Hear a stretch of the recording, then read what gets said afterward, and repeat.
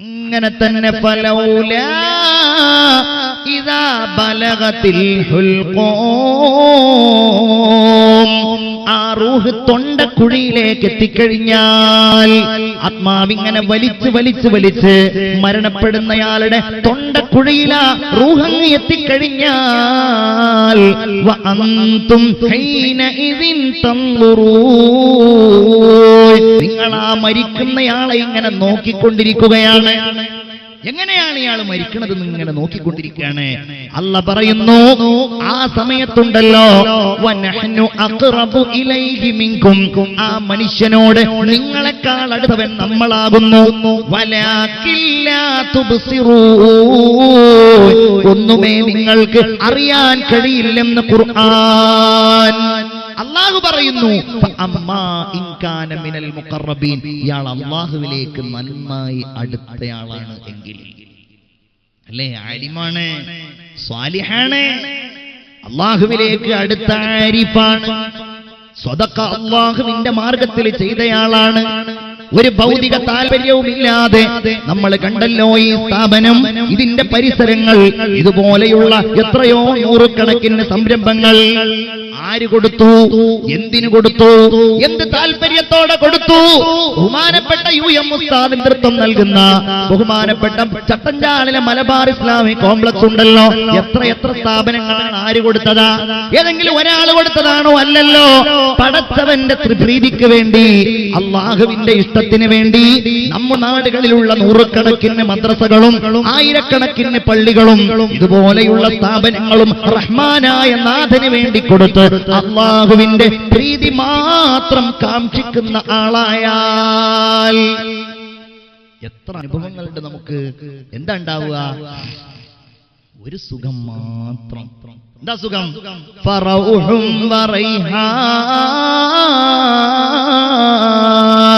മരിക്കുന്ന സമയത്ത് സുഗന്ധമുണ്ടാകും, മരിക്കുന്ന സമയത്ത് ആശ്വാസമുണ്ടാകും. എന്നോട് ഒരാള് വന്ന് പറഞ്ഞു, ഉസ്താദേ, എന്റെ ഉമ്മ മരിക്കുന്ന സമയത്ത്, എന്നിട്ട് ആ ഉമ്മയുടെ മദഹ് എന്നോട് കുറെ പറഞ്ഞു. ഉമ്മ വലിയ സമ്പന്നനായ ആളാണ്, സൗകര്യമുള്ള ആളാണ്, പക്ഷേ ആ ഉമ്മ ഒരിക്കലും കട്ടിൽ കിടന്നിരുന്നില്ല, ഉമ്മ ഒരിക്കലും തലയിണ ഉപയോഗിച്ചിരുന്നില്ല, ഉമ്മ ഒരന്യ പുരുഷനെ കണ്ടിരുന്നില്ല, ഉമ്മ എപ്പോഴും ഖുർആനോത്ത്, ഉമ്മ ആകെ പുറത്തിറങ്ങിയത് ഹജ്ജ് വേണ്ടിയാണെന്ന് ആ മകൻ എന്നോട് പറഞ്ഞു. അങ്ങനെയുള്ള ഉമ്മയുണ്ടല്ലോ, ആ പ്രിയപ്പെട്ട ഉമ്മ, എപ്പോഴും ദിക്റിലും തസ്ബീഹിലുമായി ആയിരിക്കുന്ന ആ ഉമ്മ, റമളാൻ കഴിഞ്ഞ് ആ തറാവീഹ് കഴിഞ്ഞിട്ട് ആ ഉമ്മ മക്കളോട് പറഞ്ഞത്ര, മക്കളെ, എനിക്ക് എന്തുണ്ടായാലും നിങ്ങൾ എന്നെ ഹോസ്പിറ്റലിൽ കൊണ്ടുപോകരുത് കേട്ടോ. എന്നിട്ട് പറഞ്ഞു ആ ഉമ്മ, എന്റെ കഫംപുട ഞാൻ നിങ്ങളോട് മുമ്പും പറഞ്ഞിട്ടുണ്ടല്ലോ, ആ ഉറയിലുണ്ട്, എനിക്കുള്ള എല്ലാം അതിലുണ്ട്. ആ ഉമ്മ പറഞ്ഞു എന്ന് മാത്രമല്ല, ആ പ്രിയപ്പെട്ട ഉമ്മായുടെ മരണത്തിന്റെ അടയാളങ്ങൾ കണ്ടു തുടങ്ങി. എന്നോടാ പറയുന്ന ആള് പറയാണ്, ഉമ്മ ഇങ്ങനെ അവസാന ശ്വാസം വലിക്കുമ്പോ, കലിമ ഇങ്ങനെ ചൊല്ലുമ്പോ, ഞങ്ങൾക്ക് എന്തോ ഒരു പരിമളം ആ പരിസരത്ത് അനുഭവപ്പെട്ടു. ഞാൻ പറഞ്ഞു, അങ്ങനെ നിങ്ങൾ അനുഭവിച്ചിട്ടുണ്ടെങ്കിൽ അത് ശരി തന്നെയായിരിക്കും. കാരണം എന്താ? ഫറൗഹും വറൈഹാൻ, മരിക്കുന്ന സമയത്ത് പേടിണ്ടാവില്ല. പേടിയാർക്കാ? ഇതിങ്ങനെ പിടിച്ചവനാണ്, ഒന്നും ചെയ്യാത്തവനാണ്. ഞാൻ വരുന്നില്ല അല്ലാ, റബ്ബി ലൗലാ അഖർതനി ഇലാ അജലിൻ ഖരീബ്. പുതുവത്സരം വരുമ്പോ റോഡിലൂടെ ബൈക്കുകളുമായി ചീറിപ്പാഞ്ഞ് അങ്ങാടികളിൽ പോയി, കടലോരങ്ങളിൽ പോയി, ബീച്ചുകളിൽ പോയി, പാശ്ചാത്യ സംസ്കാരത്തെ പോലും നാണിപ്പിക്കുന്ന രീതിയിൽ, ലജ്ജാവഹമായ രീതിയിൽ ആടാനും പാടാനുമാണ് നമുക്കിടയിലെ ചെറുപ്പക്കാരൻ തയ്യാറാകുന്നത് എങ്കിൽ എങ്ങനെ അവന് നല്ല മരണം ഉണ്ടാവും? എങ്ങനെ അവന് സന്തോഷിക്കുവാൻ കഴിയും? അല്ലേ? കാമുകിമാരോത്ത് ലഭിക്കുന്ന രാവുകളാണ് അവന്റെ രാവുകളെങ്കിൽ, വാട്സാപ്പിലും ഫേസ്ബുക്കിലും അലഞ്ഞു നടക്കുന്ന മണിക്കൂറുകളാണ് അവന്റെ ജീവിതത്തിലുള്ളത് എങ്കിൽ, നഊദു ബില്ലാഹ്, എങ്ങനെ അവന് പറയാൻ കഴിയും മരിക്കുന്ന സമയത്ത് ഫറൗഹും വറൈഹാൻ? അല്ലേ? അല്ലാമ ഇഖ്ബാൽ മരിക്കാൻ വേണ്ടി ഒരുങ്ങുകയാണ്. അല്ലാമ ഇഖ്ബാൽ വലിയ മഹാനാണല്ലോ. ബല്ലിഗ് സലാമി, അല്ലാഹു പറയാൻ ഫറൗഹും വറൈഹാൻ വജന്നത്തു നഈം. മരിക്കുന്ന സമയത്ത് നല്ല ആശ്വാസമാണ്, നല്ല സുഗന്ധമാണ്. എന്തൊരു മരണമാണ്, എന്തൊരു ഈമാനോടെയുള്ള മരണമാണ്, എന്തൊരു തഖ്വയോടെയുള്ള മരണമാണ്. ഇഖ്ബാൽ, അല്ലാമ ഇഖ്ബാൽ നിങ്ങൾക്കറിയാലോ, നമ്മളെപ്പോഴും പ്രസംഗിക്കുമ്പോഴൊക്കെ ഉസ്താദുമാര് ബല്ലിഗ് സലാമി റൗളതൻ ഫിഹൻ നബിയുൽ മുഹ്തറം ഇന്നിൽ തിയാ റിഹ സ്വബാ യൗമൻ ഇലാ അർളിൽ ഹറം ബല്ലിഗ് സലാമി റൗളതൻ ഫിഹൻ നബിയുൽ മുഹ്തറം. എന്നെങ്കിലും മന്ദമാരുതനെ ആ പുണ്യമണ്ണിൽ നീ എത്തിച്ചേരുമെങ്കിൽ എന്റെ സലാമിനെ ആ റൗളയിലെത്തിക്കണേ എന്ന് റൗളയെ ഓർത്ത്, നബിയെ ഓർത്ത് പാടുകയും പറയുകയും ചെയ്ത അല്ലാമ ഇഖ്ബാൽ റഹ്മത്തുള്ളാഹി അലൈഹി മരിക്കാൻ വേണ്ടി ഒരുങ്ങുകയാണ്. അങ്ങനെ ഒരുങ്ങുന്ന സന്ദർഭത്തിൽ യാ അല്ലാഹ്, അദ്ദേഹത്തിന്റെ ജ്യേഷ്ഠ സഹോദരൻ വന്നുകൊണ്ട് ചോദിച്ചു, ഇഖ്ബാൽ നിങ്ങൾക്ക് എന്തെങ്കിലും വസിയത്ത് ചെയ്യാനുണ്ടോ? ജ്യേഷ്ഠനോട് ഇഖ്ബാൽ പറഞ്ഞു, മൈ മുസൽമാൻ ഹൂ, ഞാൻ മുസ്ലിമല്ലേ, ഞാൻ എന്തിനു മരണത്തെ പേടിക്കണം? എന്നിട്ട് ഇഖ്ബാൽ തന്റെ അവസാനത്തെ കവിത പാടി, നിശാനെ മറദെ മുഅ്മിൻ ബാത്തു ഗോയം മറകെ ആമദ് തബസ്സും ബർലബവേ. ഒരു മുഅ്മിനായ മനുഷ്യന്റെ അടയാളം സഹോദരാ നിനക്ക് ഞാൻ പറഞ്ഞു തരട്ടെയോ? എന്താ അടയാളം? മരിക്കുന്ന സമയത്ത് ആ മനുഷ്യൻ മറകെ ആമദ് തബസ്സും ബർലബവേ, പുഞ്ചിരിക്കുന്ന മുഖവുമായി മരണത്തെ അവൻ കാത്തിരിക്കുമ്പോ ആ മരണം അവന്റെ അടുക്കലേക്ക് പുഞ്ചിരിക്കുന്ന മുഖത്തോടെ വരലാണെന്ന് ഇഖ്ബാൽ. എങ്ങനെയാണ് ഒരു മനുഷ്യന് പുഞ്ചിരിക്കാതിരിക്കാൻ കഴിയുക ഈമാനുള്ള ഒരാൾ മരണപ്പെടുമ്പോ? കാരണം അവൻ കാത്തിരിക്കണത് എന്താ? അവൻ എവിടെ നിന്നാ പോകുന്നത്? ചിന്തിക്കണം, എവിടുന്നാ പോകുന്നത്? ഈ ദുനിയാവിൽ നിന്ന്. ഇവിടുത്തെ സുഖത്തിന്റെ അവസ്ഥ എന്താ? വമൽ ഹയാത്തുദ് ദുനിയാ ഇല്ലാ മതാഉൽ ഗുറൂർ. വഞ്ചനയുടെ ഈ ലോകത്ത് നിന്ന്, നശ്വരമായ ഈ ലോകത്ത് നിന്ന് അവൻ യാത്രയാവുകയാണ്. അവനറിയാം ഒന്നും ശാശ്വതമല്ല. എന്തിന് ശാശ്വതമല്ല എന്ന് പറയണം? നമ്മൾ ഇട്ടിരിക്കുന്ന ഈ വസ്ത്രത്തിന് എത്ര ആയുസ്സാണുള്ളത് അല്ലേ? നമ്മൾ ഉപയോഗിക്കുന്ന ഫോണിന് എത്ര ആയുസ്സാണുള്ളത്? നമ്മൾ ഉപയോഗിക്കുന്ന ചെരുപ്പിന് എത്ര ആയുസ്സാ ഉള്ളത്? ചിന്തിക്കാറുണ്ടോ നമ്മൾ? നമുക്കും അത്ര തന്നെയല്ലേ? എല്ലാം അങ്ങനെയാണ്.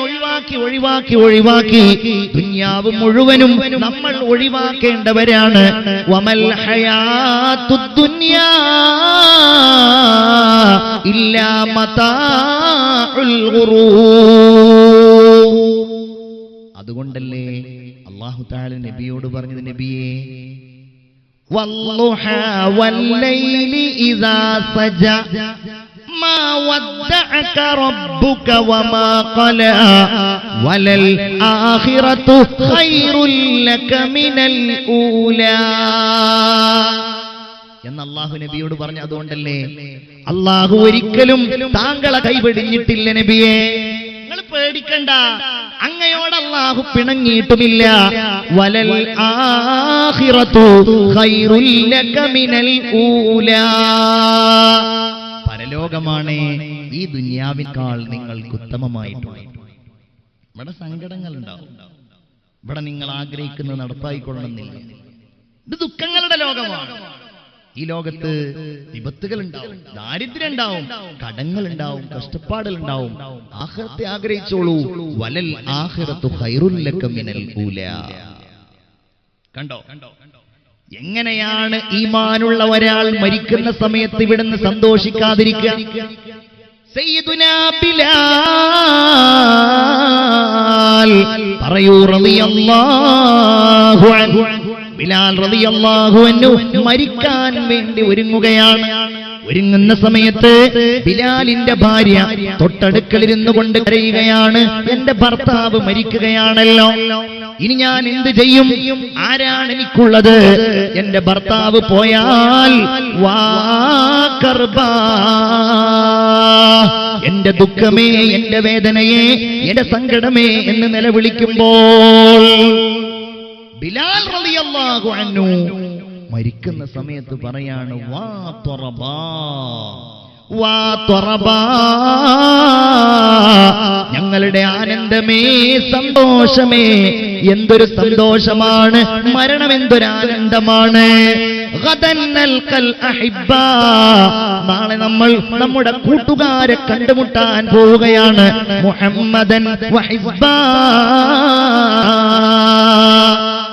മുഹമ്മദ് നബിയെയും അവിടുത്തെ അനുയായികളെയും കണ്ടുമുട്ടാൻ പോവുക. അവരാണ് മരിക്കണ സമയത്ത് മുദ്രാവാക്യം വിളിക്കുക. റെഡിയാണോ?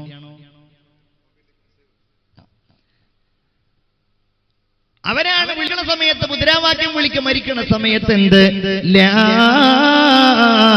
ഇലാഹ ഇല്ലല്ലാഹ്, സർവശക്തനായ അല്ലാഹു റബ്ബുൽ ഇസ്സത്ത് അവിടെ വെച്ചാണ് മുദ്രാവാക്യം വിളിക്കുന്നത്.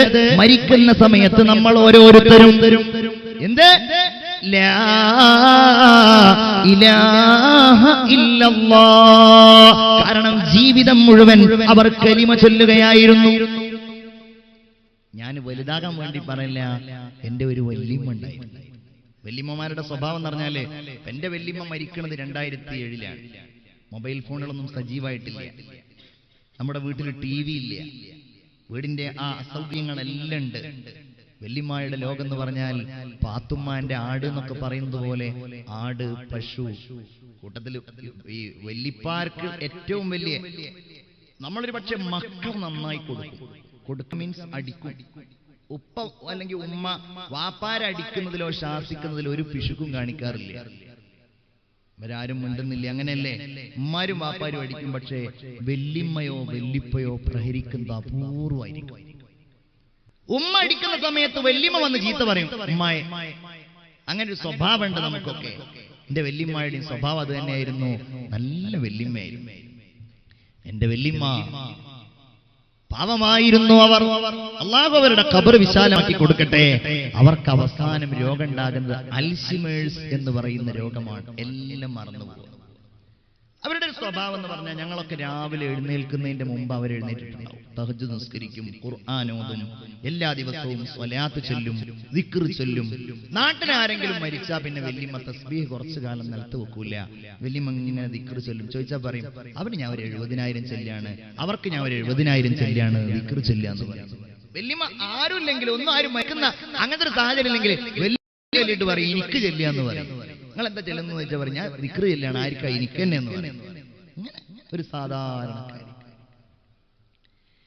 എല്ലാം അൽഷിമേഴ്സ് എന്ന് പറഞ്ഞ എല്ലാം മറന്നു പോകുന്ന അസുഖമാണ്. എല്ലാം മറന്നു. എന്റെ വല്യമ്മ അങ്ങനെ തന്നെയായിരുന്നു. ഞങ്ങൾ അടുത്തേക്ക് ചെന്നാൽ ഞങ്ങൾ ആരാന്നറിയില്ല. വാപ്പയെ അറിയില്ല, ഉമ്മയെ അറിയില്ല, ഒരാളെയും അറിയില്ല. അങ്ങനെ അറിയാതെ, ഒരാളെയും അറിയാതെ എന്റെ പ്രിയപ്പെട്ട വല്യമ്മ അവിടുത്തെ ജീവിതം കഴിച്ചു കൂട്ടുമ്പോൾ, എന്റെ വല്യമ്മയുടെ ജീവിതം കഴിച്ചു കൂട്ടുമ്പോൾ എന്റെ പ്രിയപ്പെട്ട വല്യമ്മ അവസാന നിമിഷം വരെ ഓർത്ത ഒന്നുണ്ടായിരുന്നു. അതാ ഞാൻ പറയുന്നത്, അവസാന നിമിഷം വരെ ഓർത്ത ഒന്ന് എന്താണെന്നറിയോ? ലാ ഇലാഹ ഇല്ലല്ലാഹ്. മരിക്കുന്ന സമയത്തും പറഞ്ഞു അത്. അല്ലേ? ഞാൻ നിങ്ങളൊക്കെ ഒരു പതാക പിടിക്കാറുണ്ട് അല്ലേ? സമസ്തയുടെ പതാക, SKSSFന്റെ പതാക, SYSന്റെ പതാക. എന്തേ അത് പിടിക്കുന്നു? അത് ലയണൽ മെസ്സി പിടിച്ചത് കൊണ്ടാണോ? അല്ലല്ലോ. അതേതെങ്കിലും സിനിമാ നടൻ പിടിച്ചത് കൊണ്ടാണോ? അല്ലല്ലോ. ഏതെങ്കിലും ക്രിക്കറ്റ് താരം പിടിച്ചത് കൊണ്ടാണോ? ലോകത്ത് ഏതെങ്കിലും അറിയപ്പെടുന്ന സെലിബ്രിറ്റിയായ ഏതെങ്കിലും ആള് പിടിച്ചത് കൊണ്ടാണോ? അല്ലല്ലോ. പിന്നെയോ പഴഞ്ചന്മാർ എന്ന് വസ്ത്രം നോക്കിയാൽ പറയാൻ കഴിയുന്നവർ പിടിച്ച പതാകയാണ്. അല്ലേ? ആരാണവർ? അങ്ങനെ ഒരു മനുഷ്യനുണ്ടായിരുന്നു. ആ മനുഷ്യൻ എല്ലായിടങ്ങളിലും ഓടി നടന്നത്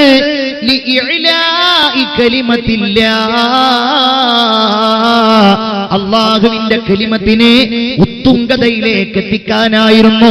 ശംസുൽ ഉലമായി ഇ.കെ. അബൂബക്കർ മുസ്ലിയാർ നവ്വറല്ലാഹു മർഖദാ.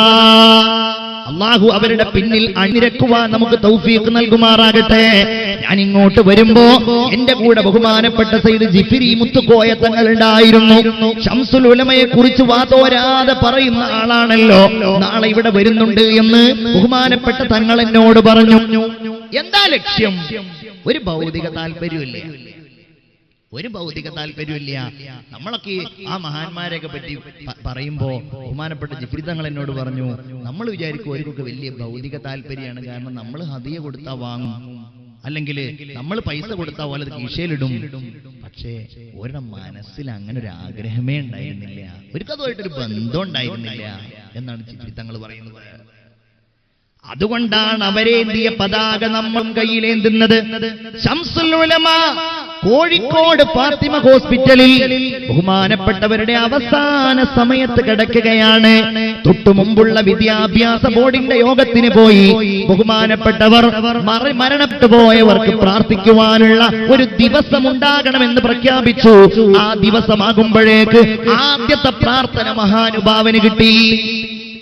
ബഹുമാനപ്പെട്ടവരിങ്ങനെ കിടക്കുകയാണ് ഫാത്തിമ ഹോസ്പിറ്റലിൽ, കോഴിക്കോട് ഫാത്തിമ ഹോസ്പിറ്റലിൽ. ചുറ്റുപാടുള്ളവരോട് അടുക്കലേക്ക് വരാൻ പറഞ്ഞു, യാസീൻ ഓതാൻ പറഞ്ഞു.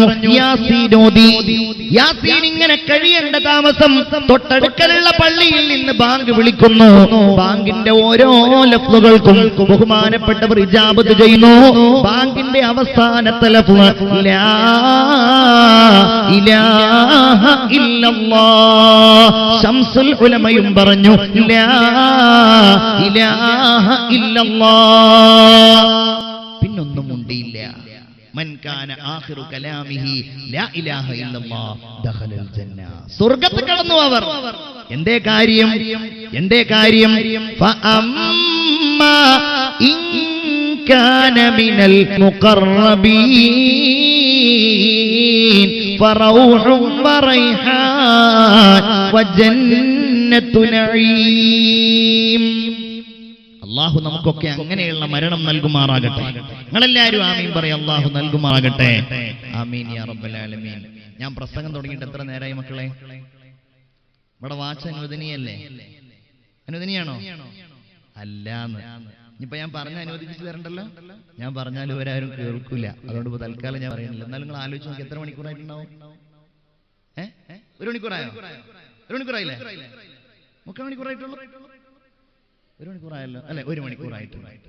അതുകൊണ്ടാണ് മക്കൾ ചെറുതായിട്ടൊന്ന് തൂങ്ങുന്നുണ്ടോ എന്ന് സംശയം. തൂങ്ങാറിന് അവിടെ ഉറങ്ങാൻ തന്നെയല്ലേ? ആടുന്നുണ്ടോന്ന് സംശയം. ഉസ്താദന്മാരാരും എണീക്കരുത്. നമ്മുടെ സദസ്സ് ഞങ്ങൾ എണീറ്റെന്നാലോ? ഏതായാലും നിൽക്കല്ലേ, ബുദ്ധിമുട്ടാവില്ല. ഒന്ന് ചാടണോ? സമരി ചാടിക്കലില്ലേ? ചാടുകാരണ ജമ്പ് വേണ്ട വേണ്ട വേണ്ട. ഒരു സലാത്ത് തന്നെ എല്ലാവരുടെയും ക്ഷീണം ഉറക്കൊക്കെ പോകും. തവസ്സൽനാ ബിബിസ്മില്ലാ വബിൽഹാദി റസൂലില്ലാ വകുല്ലി മുജാഹിദിൻ ലില്ലാ വഅഹ്ലിൽ ബദ്രി യാ അല്ലാഹ് സ്വലാത്തുല്ലാഹ്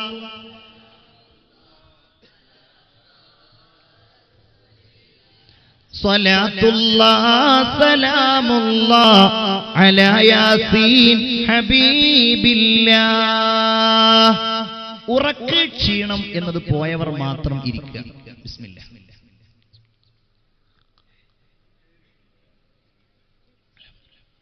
എല്ലാരും ഉറക്ക ക്ഷീണം പോയോ?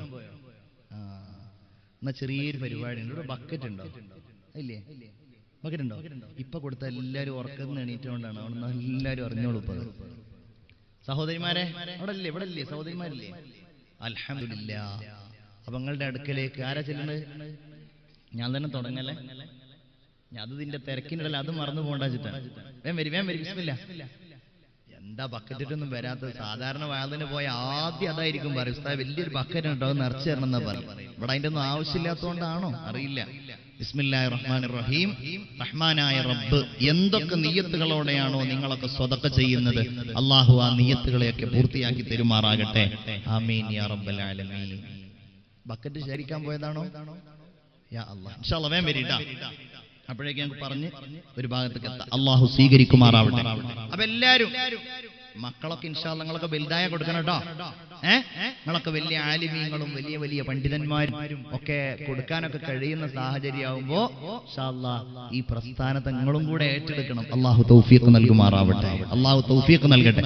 അല്ലാഹ് നിങ്ങളെയൊക്കെ നല്ല പ്രഗത്ഭരായ, നിങ്ങളുടെ മാതാപിതാക്കളൊക്കെ പ്രതീക്ഷിക്കുന്നതിനേക്കാൾ പ്രഗത്ഭരായ, അവർക്ക് വലിയ പ്രതീക്ഷ ഉണ്ടാവും, അതിനേക്കാൾ പ്രഗത്ഭരായ പണ്ഡിതന്മാരാക്കി അള്ളാഹു ഈ സ്ഥാപനത്തിലും പഠിക്കുന്ന ഓരോ മക്കളെയും അള്ളാഹു വളർത്തുമാറാകട്ടെ. ആമീൻ യാ റബ്ബൽ ആലമീൻ.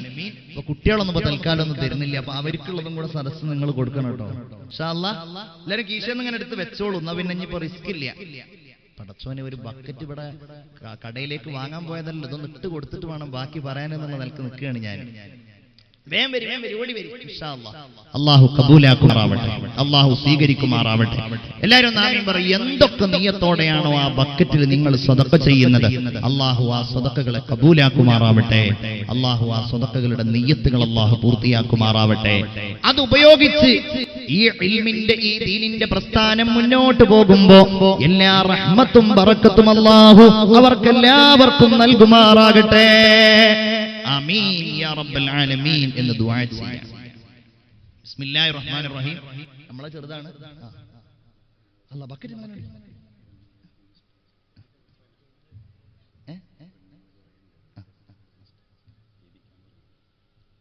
മനസ്സിലായില്ല.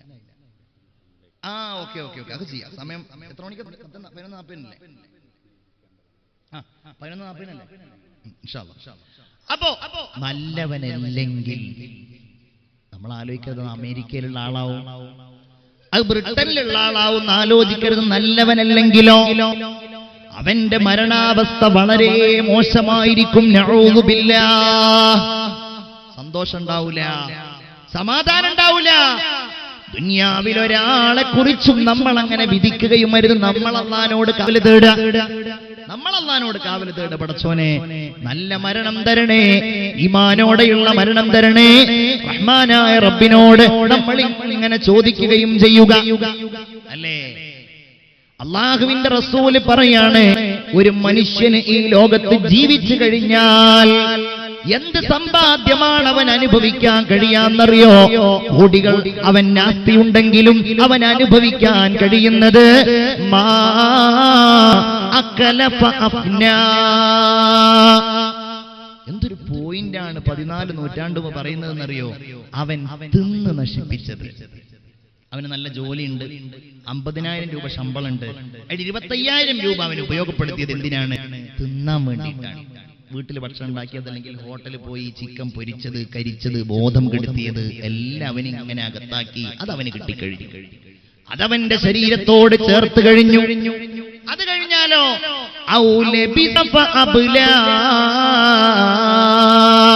ധരിച്ച് നുരുമ്പിപ്പോയത്. ഞാൻ അങ്ങനെ ചിന്തിക്കാറുണ്ടായിരുന്നു, എന്താണ് ഇപ്പൊ ഈ പറഞ്ഞത്? മനസ്സിലായോ? നമ്മൾ ഹദീസ് പഠിച്ചതല്ലേ, ധരിച്ച് നുരുമ്പി അവന് കിട്ടി, നുരുമ്പിയിട്ടില്ലെങ്കിലോ? ആലുവയിൽ എനിക്ക് പരിചയമുള്ള ഒരു ഇലക്ട്രിസിറ്റി ബോർഡ് ഉദ്യോഗസ്ഥനുണ്ടായിരുന്നു. ഒരിക്കൽ അയാൾ എന്റെ മുമ്പില് വലിയ 2 ഉറകൾ നിറയെ, വലിയ 2 ചാക്ക് പോലെയുള്ള വലിയ ഷോപ്പറുകൾ നിറയെ ഡ്രസ്സുകളുമായിട്ട് അയാൾ വന്നു. നോക്കിയപ്പോഴോ നല്ല ജീൻസ്, നല്ല പാന്റ്, ടീഷർട്ട്, അതുപോലെ നല്ല ഷർട്ട്സ് എല്ലാം ഉണ്ട്, ഒരുപാടുണ്ട്. അപ്പോഴാണ് അയാളുടെ കഥ പറഞ്ഞത്. ഉസ്താദേ, എന്റെ മോന് കഴിഞ്ഞ വർഷം മരിച്ചു.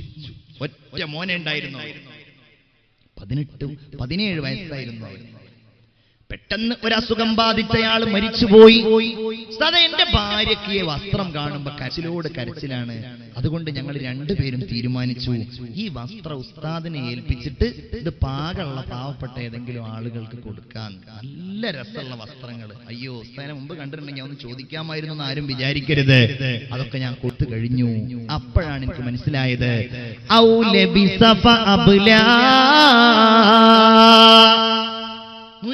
അവന്, എന്റെ ഉമ്മമാരെ, ധരിച്ചിരിക്കുന്ന കണ്ടാഭരണങ്ങളുണ്ടല്ലോ, കാതിലുള്ള ആഭരണങ്ങളുണ്ടല്ലോ, അപ്രകാരം നിങ്ങളുടെ വസ്ത്രങ്ങളുണ്ടല്ലോ, സാരിയുണ്ടല്ലോ, പർദ്ദയുണ്ടല്ലോ, ഇന്ന് രാത്രി വാഴ കഴിഞ്ഞ് നിങ്ങൾ പോയി അല്ലാഹുവിന്റെ വിധി വന്നു കഴിഞ്ഞാൽ നിങ്ങളുടെ ശരീരത്തിൽ ഒന്നും ബാക്കി ഉണ്ടാകുമെന്ന് പ്രതീക്ഷിക്കല്ലേ. അല്ലേ? മരിച്ചു കഴിഞ്ഞാൽ പിന്നെന്താണ് പ്രശ്നം എന്താണെന്നറിയാം. എത്ര കേസ് ബഹുമാനപ്പെട്ട ഉസ്താദുമാരോട് ചോദിച്ചാൽ നിങ്ങൾക്ക് അവർ പറഞ്ഞു തരും. മരിച്ചു കഴിഞ്ഞാൽ ആ ശേഷം ഉണ്ടാകുന്ന വലിയൊരു പ്രശ്നമായിരിക്കും ഉമ്മാന്റെ കഴുത്തിലെയും കാതിലെയും ആഭരണം. ഉസ്താദുമാരോട് ചോദിച്ചാൽ അവർ പറഞ്ഞു തരും. എന്റെ അടുക്കൽ വരാൻ, പള്ളിയിൽ വരാൻ. അതാണ് മനുഷ്യന്മാരുടെ പ്രശ്നം. ധരിച്ച് അത് നുരുമ്പിപ്പോയാൽ അവന് കിട്ടി, അല്ലെങ്കിൽ അവന്റെ പിൻഗാമികൾക്കുള്ളതാണ്. എന്നിട്ട് റസൂലുള്ള പറയാണ്, ഔ അഅ്താ ഫഖ്തനാ, മറ്റൊന്ന് അല്ലാഹു അവന് കൊടുക്കുന്നതെന്നറിയോ? മരണാനന്തരം അവൻ അല്ലാഹുവിന് വേണ്ടി നൽകി പരലോകത്തേക്ക് വേണ്ടി സൂക്ഷിച്ചു വെച്ചത്. ഈ സ്ഥാപനത്തിന് വേണ്ടിയിട്ട് അങ്ങനെ നൽകിയ ആളെ ഞാൻ പരിചയപ്പെട്ടിട്ടില്ല. അല്ലാഹു ആ സഹോദരന് അങ്ങനെയുള്ള പ്രതിഫലം അല്ലാഹു തരട്ടെ. അദ്ദേഹത്തിന്റെ മാതാപിതാക്കൾക്ക്, കുടുംബാംഗങ്ങൾക്കൊക്കെ അല്ലാഹു ഈ ദാനത്തിന്റെ പ്രതിഫലം അവരുടെ പരലോക ജീവിതത്തിൽ നൽകുമാറാകട്ടെ. ആമീൻ യാ റബ്ബൽ ആലമീൻ. വേറെ ഒന്നുമില്ല. കാരണം പോകുന്നത് എങ്ങോട്ടാ? കെട്ടുകൾ മൂന്നും കെട്ടി കട്ടിലിൽ നിന്നെയുമേറ്റി ഒരു ദിനമുണ്ടൊരു യാത്ര, തീരെ മടക്കമില്ലാത്ത യാത്ര. 3 കഷ്ണം തൂണി ചുറ്റി മുറിയാതെ ദിക്ർ ചൊല്ലി ഖബറിലേക്കുള്ളൊരു പോക്ക് മനസ്സിൽ നീ ഓർത്തൊന്ന് നോക്ക്. തൊട്ടിലിലാടിയ കുട്ടി പച്ച മണ്ണോട് ചേർന്നങ്ങൊട്ടി. ആലോചിച്ചു നോക്കൂ, നമ്മുടെ കൂടെ കളിച്ചവൻ, നമ്മുടെ കൂടെ ഉറങ്ങിയവർ ആലോചിച്ചു നോക്കുന്നുണ്ടോ? ഖബർ എന്ന വീട്ടിലേക്ക്, ഏകാന്തതയുടെ വീട്ടിലേക്ക്, ഇരുൾ മുറ്റിയ വീട്ടിലേക്ക്, പുഴുക്കളുടെ വീട്ടിലേക്ക്, വായു സഞ്ചാരമില്ലാത്ത വീട്ടിലേക്ക്, ഏകാന്തമായിരിക്കുന്ന ഖബർസ്ഥാനിലെ പള്ളിക്കാട്ടിലേക്ക്, അക്കാണും പള്ളിക്കാട്ടിൽ ഒരു നാളിൽ നമ്മൾ പോണ്ടേ. എന്നറിയില്ലേലും എന്തായാലും നമ്മൾ പോണ്ടേ. ഒരു സംശയവുമില്ലല്ലോ പ്രിയപ്പെട്ടവരെ. അല്ലാഹു ഈമാനോടെയുള്ള മരണം തരട്ടെ. നമ്മുടെ ഖബറുകളെയൊക്കെ അല്ലാഹു വിശാലമാക്കട്ടെ. നമ്മൾ കിടക്കാനുള്ള ഖബർ നമുക്ക് വേണ്ടി അല്ലാഹു തആല നേരത്തെ നിശ്ചയിച്ചിട്ടുണ്ട്. എവിടെയാണോ നമ്മൾ ഖബറടക്കം ചെയ്യപ്പെടുന്നത് അവിടെയുള്ള മണ്ണിന്റെ ഭാഗം അല്ലാഹു നമ്മുടെ ശരീരത്തോട് ചേർത്തിട്ടുണ്ട്. നമ്മളിങ്ങനെ നോക്കിയാൽ കാണുന്നില്ല. നമ്മൾ മാതാവിന്റെ ഗർഭപാത്രത്തിലായിരിക്കെ മാലാഖമാർ ഖബർ അഥവാ അല്ലെങ്കിൽ നമ്മുടെ ശരീരം ചേരുന്ന ഇടത്തു നിന്നുള്ള ഒരു ഭാഗം നമ്മുടെ ശരീരത്തിലേക്ക് നിക്ഷേപിക്കുമെന്നാണ്. എന്നിട്ടാണ് നമ്മൾ ആ മണ്ണോട് ചേരുന്നത്. അത് എവിടെയാന്ന് ആർക്കും അറിയില്ല. ഇനി പള്ളിക്കാട്ടിലാന്ന് വെക്കുക, ഏത് ഖബറിലാന്ന് അറിയില്ല, ഏത് സ്ഥലത്താന്നറിയില്ല. അല്ലാഹു നിശ്ചയിച്ചിട്ടുണ്ടാവും. ആലോചിക്കുന്നുണ്ടോ? ഇന്ന് രാത്രി വാഴ കഴിഞ്ഞു പോയി ചെറുപ്പക്കാരാ, പ്രിയപ്പെട്ട ഭാര്യ നമ്മളുടെ വീട്ടിൽ സുന്ദരമായി നമ്മളെ സ്വീകരിക്കുന്നുണ്ട്. അവൾ ഭക്ഷണം വിളമ്പിത്തന്നു, നമ്മളത് കഴിച്ചു. 2 പേരും ഒരു കട്ടിലിൽ ഇറങ്ങി.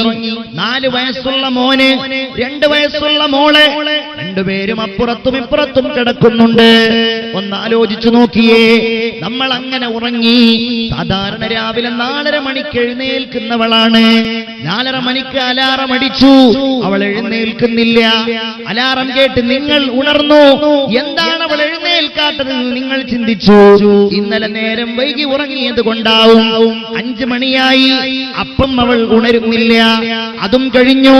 എന്റെ സഹോദരിമാരെ, 6 മണിയായി, സുബഹി ഖളാ ആകുമല്ലോ.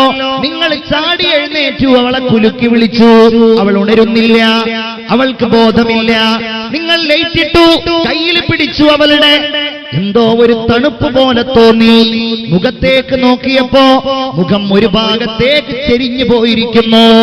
റബ്ബേ, ഇവൾക്ക് എന്താ പറ്റിയത്? എന്താ ഇവൾക്ക് സംഭവിച്ചത്? ഒന്നും അറിയില്ല. നിങ്ങൾ വാപ്പയെ വിളിച്ചു, ജ്യേഷ്ഠനെ വിളിച്ചു, എല്ലാവരും ഓടി വന്നു, ഇവളെ കണ്ടു. അതേ, തൊട്ടടുക്കൽ നിങ്ങളുടെ കൂടെ കിടന്നിരുന്ന ഭാര്യയുടെ അടുക്കലേക്ക് മലക്ക് അസ്രായീൽ അലൈഹിസ്സലാം വന്നു എന്ന വിവരം നിങ്ങൾ അംഗീകരിച്ചു.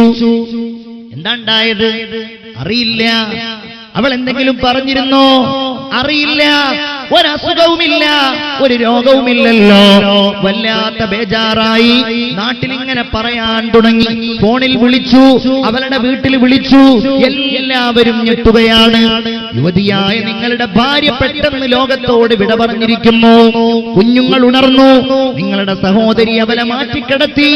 കുഞ്ഞുങ്ങൾ രണ്ടുപേരെയും കൊണ്ടുപോയി. അവർക്ക് വീട്ടിൽ കല്യാണം പോലെയാ തോന്നുന്നത്. കാരണം ആളുകൾ ഇങ്ങനെ വരുന്നുണ്ട്. ഒന്നും മിണ്ടാൻ കഴിയാതെ വീടിന്റെ ഒരു മൂലയിൽ ചെറുപ്പക്കാരായി ഇങ്ങനെ നിൽക്കുന്ന രംഗം ഒന്ന് ആലോചിച്ചു നോക്കൂ. നിങ്ങളുടെ ഭാര്യയെ കിടത്തിയിരിക്കുകയാണ്.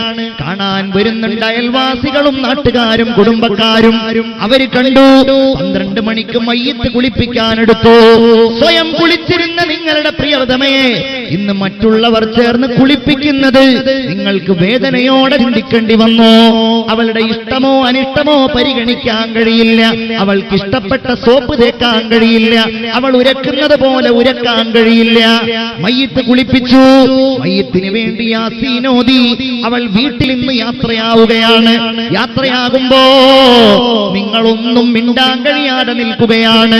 പൂമുഖവാതിൽക്കൽ നിങ്ങളോട് സ്വപ്നം വിടർത്തുന്ന പൂന്തിങ്കൾ പോലെ വന്നിരുന്ന അവൾ നിങ്ങളോട് ഒന്നും ചോദിക്കാതെ യാത്ര പോവുകയാണ്. ഇനി മഹ്ശറിൽ വെച്ച് കാണാമെന്ന വർത്തമാനത്തോടെ നിങ്ങളും പിന്നാലെ പോകുന്നു. ലാ ഇലാഹ ഇല്ലല്ലാഹ്. ചിന്തിക്കുന്നുണ്ടോ?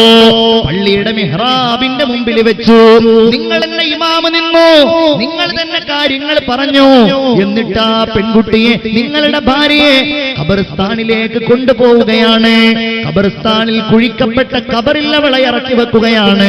വിതുമ്പലോടെ നിങ്ങളുടെ പ്രിയതമക്ക് നിങ്ങൾ യാത്ര നൽകുകയാണ്. മൂടുകല്ല് വെച്ചു. 3 പിടി മണ്ണ്. ഇതല്ലാതെ നീ നൽകിയ സ്നേഹത്തിന് പകരം തരാൻ എന്റെ കയ്യിലൊന്നുമില്ല. മിൻഹാ ഖലഖനാകും വഫീഹാ നുഈദുകും വമിൻഹാ നുഖ്രിജുകും താറതൻ ഉഖ്റാ. ഒന്നും മിണ്ടുന്നില്ല. ഒരാൾ ഒന്നും പറയുന്നില്ല. അവളുടെ തലയുടെ ഭാഗത്തിരുന്ന് ചൊല്ലിക്കൊടുത്തുപോയി. പെണ്ണേ, നിന്റെ അടുക്കലേക്ക് ഞങ്ങളൊക്കെ പോയാൽ നിന്റെ അടുക്കലേക്ക് 2 മലക്കുകൾ വരും. അവർ നിന്നെ എഴുന്നേൽപ്പിച്ചിരുത്തും. അവർ നിന്നോട് ചോദിക്കും, മൻ റബ്ബുക, നിന്റെ റബ്ബാരാണ്? നിന്റെ നബി ആരാണ്? നിന്റെ ഇമാം ഏതാണ്? നിന്റെ ഖിബ്ല ഏതാണ്? നീ അവരോട് പറയണം നല്ല വാക്കോടെ, നല്ല വർത്തമാനത്തോടെ, അല്ലാഹു റബ്ബീ വ മുഹമ്മദുൻ നബി വൽ ഖുർആനു ഇമാമി വൽ കഅബത്തു ഖിബ്ലതി. നിങ്ങൾ ഖബറിന്റെ മീസാൻ കല്ല് വെച്ച് ഉസ്താദ് ദുആ ചെയ്തു. കണ്ണീരോടെ ആമീൻ പറഞ്ഞ് സലാം പറഞ്ഞ് നിങ്ങൾ വീട്ടിലേക്ക് പോകുന്ന രംഗം.